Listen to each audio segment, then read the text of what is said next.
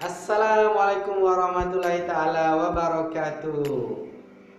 Bismillahirrahmanirrahim. Alhamdulillahirabbil alamin. Wassalatu wassalamu ala asyrafil anbiya'i wal mursalin wa ala alihi wa sahbihi ajmain. Rabbi shrahli sadri wa yassirli amri wahlul 'uqdatam min lisani yafqahu qawli. Syukur alhamdulillah bertemu kembali kita dalam rancangan Mandarin biasa-biasa je. Okey, kepada anda yang pertama kali datang ke channel ini, saya ucapkan selamat datang ke channel Fatih Biasa je. Okey, jika anda rasa video ini bermanfaat, sila tekan like, share dan subscribe. Kepada anda yang telah subscribe channel saya sebelum ni, saya ucapkan berbanyak-banyak terima kasih kepada anda.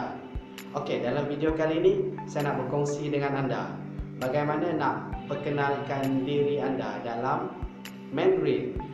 Okey, sebagai contohnya, kita nak bagi tahu nama kita kan? Kita nak bagi tahu nama kita dan kita nak tanya nama orang tu. Okey. 我的名字是 Muhammad Fatih Vincent. 你呢？我的名字是 Muhammad Fatih Vincent. Ni ne? Maksud dia, nama saya ialah Muhammad Fatih Vincent.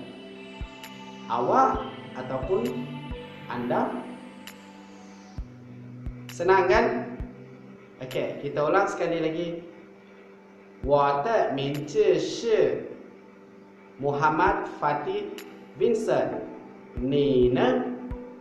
Nama saya ialah Muhammad Fatih Vincent. Awak? Senang kan?